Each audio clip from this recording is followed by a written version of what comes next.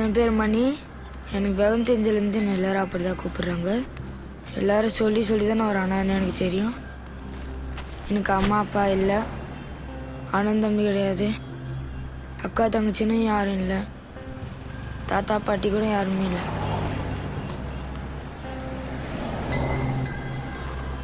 ஆனால் நான் பார்க்குற எல்லாரையும் என்னோடய அம்மா அப்பாவா, அண்ணன் தம்பியா, அக்கா தங்கச்சியா, தாத்தா பாட்டியாக தான் பார்க்குறேன். அவங்க எல்லாரும் என்னோடய செல்லமாக பேசுகிற மாதிரியும், என்னை கொஞ்சிற மாதிரியும், விளையாடுற மாதிரியும் நினச்சி சந்தோஷப்பட்டுக்குவேன். ஏன்னா எனக்கு தான் உண்மையிலே யாருமே இல்லையே.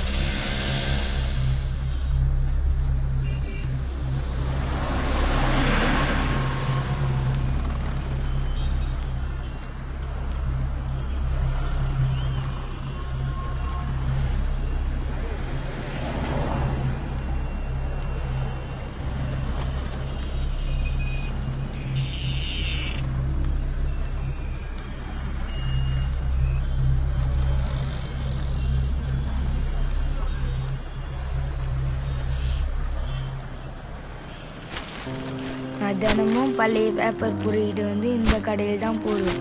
இந்த அண்ணாச்சி ரொம்ப நல்லவர்.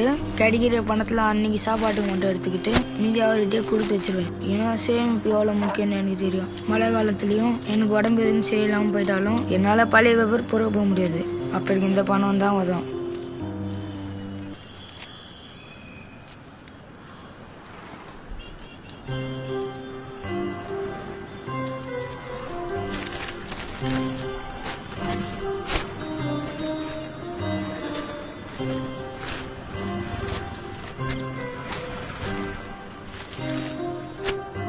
இதுக்கு முன்னாடி வேற ஒரு கடையில் பழைய பேப்பர் போட்டுருந்தேன். திடீர்னு அந்த அண்ணாச்சி கடையும் காலி பண்ணிட்டாரு. என்னோட சேர்த்து வச்ச பணமும் இல்லைன்ட்டாரு. என்னை கூட ஏமாத்துறதுக்கு அவருக்கு எப்படி தான் மனசு வந்துச்சோ தெரியல. இப்படி சம்பாதிக்கிற பணத்தை வச்சு தான் நான் தினமும் சாப்பிட்றேன். எனக்கு என்ன பிடிக்குமோ அதை வாங்கி சாப்பிடுவேன். யார்கிட்டயோ கடன் வாங்கியோ பிச்சை கேட்டோ சாப்பிட மாட்டேன். ஏன்னா அது ரெண்டுமே தப்புன்னு எனக்கு தெரியும்.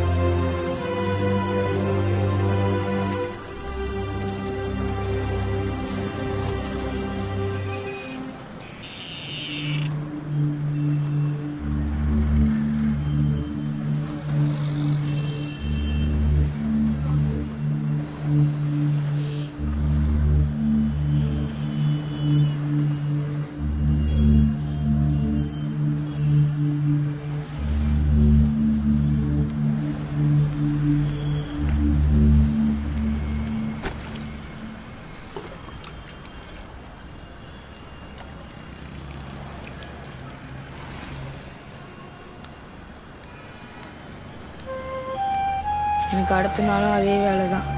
காலையிலேருந்து பழைய பேப்பர் பொறுக்க ஆரம்பித்து ஒரு தெருவாக நடந்தே போவேன். வெயில் ரொம்ப வந்துச்சுன்னா கண்ணெல்லாம் சுற்ற ஆரம்பிச்சிடும். இருந்தாலும் உடல் உழைச்சாதானே வயிறு பசி அடங்கும்.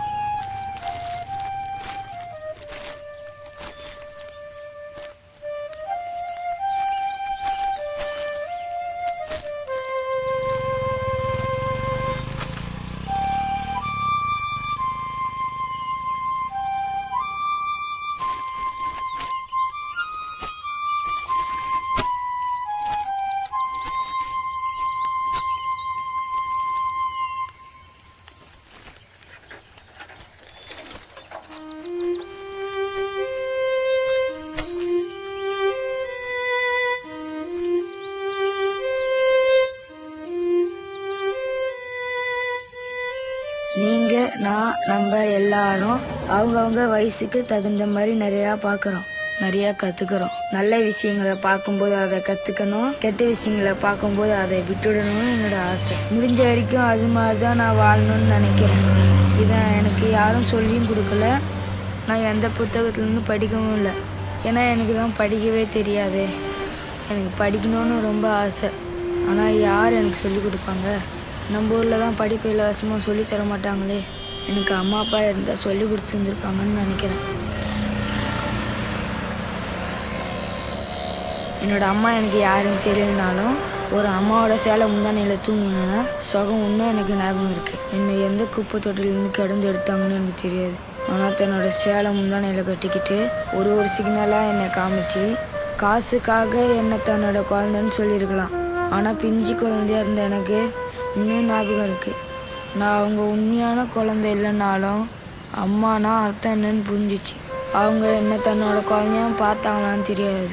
ஆனால் அவங்களோட சாப்பாட்டுக்கு நான் ஒரு மகனாக உழைச்சிருக்கேன்னு சந்தோஷப்படுறேன்.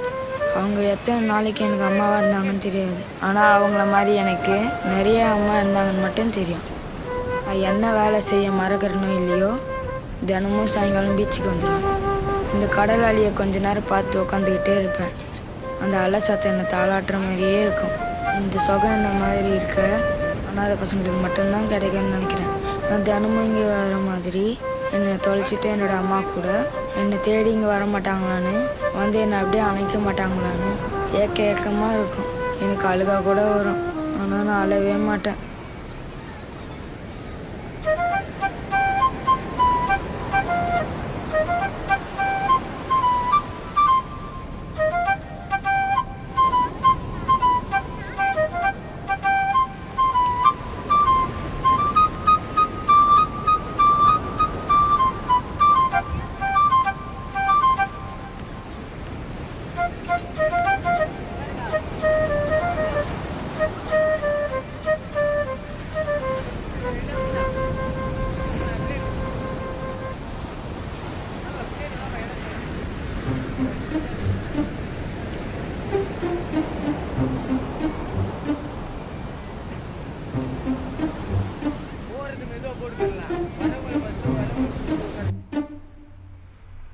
புதுசாக நடக்க தெரிஞ்ச வயசில் ஒரு டீ கடையில் வேலை செஞ்ச ஞாபகம் இருக்குது. எனக்கு என்ன வேலை செய்ய தெரியும்னு நினச்சி வேலைக்கு சேர்த்துக்கிட்டாங்கன்னு எனக்கு தெரியாது. ஆனால் எல்லா வேலையும் செய்யறதுக்கு நான் அங்கே தான் கற்றுக்கிட்டேன். அதுக்கப்புறமா என்னை ஒரு ஹோட்டலுக்கு வேலைக்கு சேர்த்துட்டாங்க. 3 வேளை சாப்பாடு மட்டும்தான் போடுவாங்க, சம்பளம்னு எதுவும் தரமாட்டாங்க. ஒரு நாள் நான் வேலை செஞ்சிருந்தப்ப குழந்தைங்களை வேலை கேட்கறது சட்டப்படி தப்புன்னு சொல்ல ஆஃபீஸ்லேருந்து ஆஃபீஸை செக் பண்ண வந்தார்.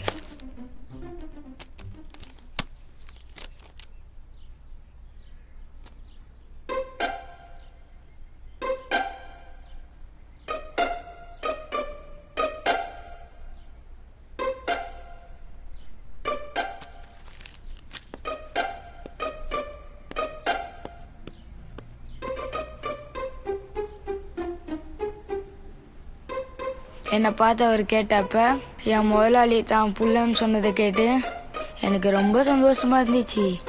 ஆனால் அவர் ஆஃபீஸர்கிட்ட இருந்து தன்னை காப்பாற்றிக்கிறதுக்காக அப்படி சொன்னார்னு அப்புறம்தான் தெரிஞ்சுது. ஆஃபீஸர் நம்பாமல் சத்தம் போட்டு கேட்டவொன்னு இவன் யாரும் இல்லாத அனாதை பையன்னு சொல்லிட்டு ஆஃபீஸருக்கு பணம் கொடுத்தவொன்னு அவரும் அதை வாங்கிட்டு திரும்ப போயிட்டாரு.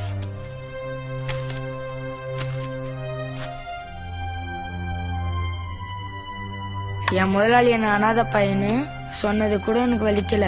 ஆனால் ஆஃபீஸரு பணம் வாங்கிட்டு என்னை கூப்பிட்டு இன்னும் நல்லா வேலை செய்யணும்னு சொல்லிட்டு போனது தான் எனக்கு இன்னும் வலிக்குது.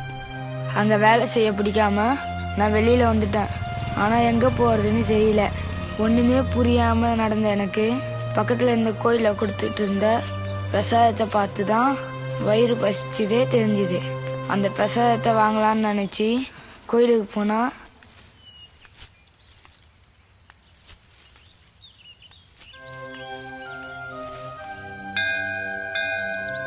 கோயில் வாசலில் உட்காந்துருந்த பிச்சைக்காரங்களாம் என்னை ஒரு மாதிரி பார்த்துட்டு திட்டுனாங்க. அது ஏன்னு எனக்கு புரியல. ஆனால் நான் ஒரு நாளும் பிச்சை எடுத்து சாட மாட்டேன்னு அவங்களுக்கு தெரியாது. அங்கே இருந்த எல்லாருக்கும் உடம்பு நல்லா தான் இருந்துச்சு, கை கால் கூட நல்லா தான் இருந்துச்சு. ஆனால் ஏன் பிச்சை எடுக்கிறாங்கன்னு தெரியல. அவங்களுக்கு அது ஏன்னு தெரியுமான்னு தெரியல. உழைக்காம சாப்பிட்றது செரிக்காதுன்னு எல்லாருக்குமே தெரியும். ஆனால் இவங்களுக்கு மட்டும் இது புரியாதது ஆச்சரியமாக இருக்கு. கோயிலேருந்து வெளியே வந்து தெருவில் திரும்ப அனாதான் நின்னப்ப எனக்கு அப்பா கிடைச்சாரு. அவரும் அந்த ஹோட்டலுக்கு நிறைய தடவை வந்திருக்காரு. அவரோட வீட்டுக்கு அழைச்சிட்டு போனாரு, அவங்களோட சின்ன குழந்தைய பார்த்துக்கிறதுக்கு. எனக்கு தம்பி கிடைச்ச சந்தோஷம். அவனை நான் நல்லா பார்த்துக்குவேன். ஆனால் அம்மா மட்டும் என் கூட எப்பவும் கோபமாக தான் பேசுவாங்க, நல்லா திட்டுவாங்க.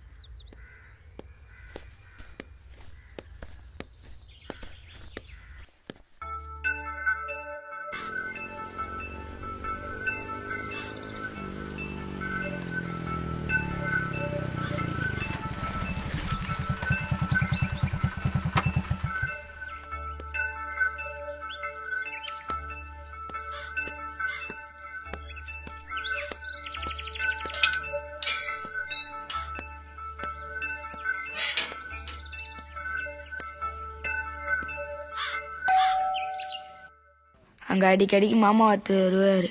எனக்கு சாக்லேட் கூட வாங்கி தருவார். மாமாவும் கிடச்சாச்சுன்னு சந்தோஷப்பட்டு இருக்கேன்.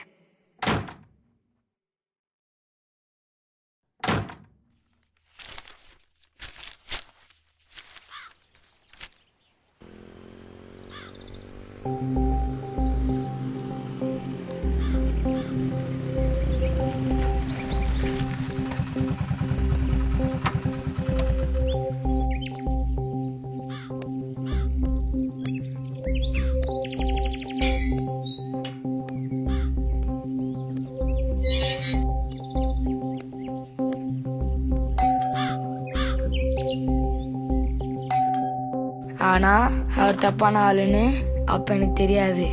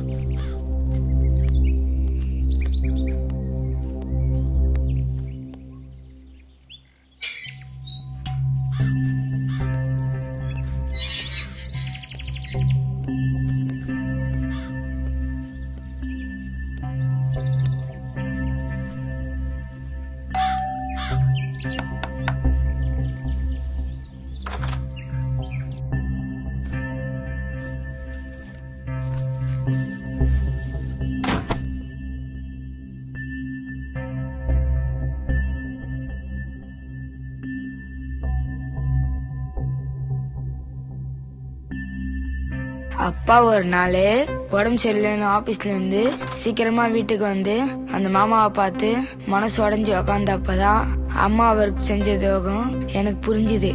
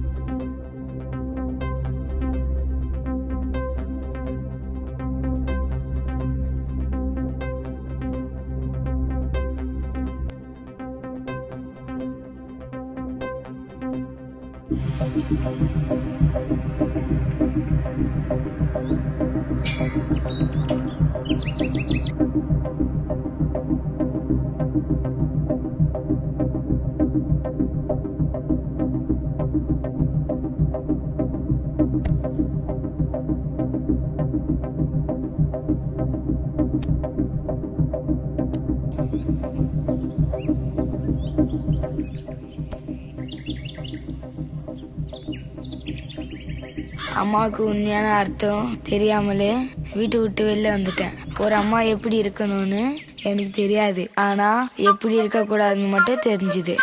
இது என்ன உலகம்? ஏன் எல்லாரும் ஒரு பொய்யாவே இருக்காங்க? இதுதான் உண்மையான வாழ்க்கையா? எனக்கு அப்பப்போ தோணும். ஆனால் நான் பார்க்குற ஒரு விஷயமும் நான் எப்படி இருக்கக்கூடாதுன்னு மட்டும் என் உள் மனசு சொல்லும். ஆனால் தப்பு செய்கிறவங்க எல்லாம் மட்டும் ஏன் இப்படி நினைக்க மாட்டுறாங்க? அப்படி நினச்சி எல்லாரும் மாறிட்டா உலகம் வேற மாதிரி இருக்குமோ? என்ன மாதிரி அனாதை பசங்களாம் கூட இருக்க மாட்டாங்களோன்னு நினைக்கிறேன். ஏமாத்துறது, பொய் சொல்றது, திருடுறது, தப்பு பண்ணுறதுன்னு ஒருத்தர் இருந்தா என்ன மாதிரி சின்ன பசங்கள்லாம் எப்படிதான் நல்லதை கற்றுக்குவாங்க. ஆனால் நான் கற்றுக்கிட்டேன் எப்படி இருக்கணும், எப்படிலாம் இருக்கக்கூடாதுன்னு. யாரும் இல்லாத அனாதையா வறுமையாக இருக்கிற என்னாலேயே அதுவும் இந்த வயசில் நிறைய கற்றுக்க முடியும்னா நீங்கள் எல்லாரும் கற்றுக்க முடியாதா?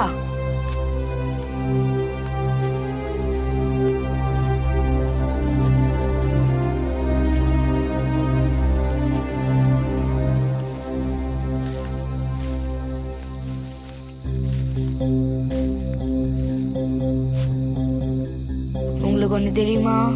என் பேர் மணின்னு உங்கள் எல்லாருக்கும் தெரியும். ஆனால் அந்த பேர் யார் வச்சாங்க தெரியுமா?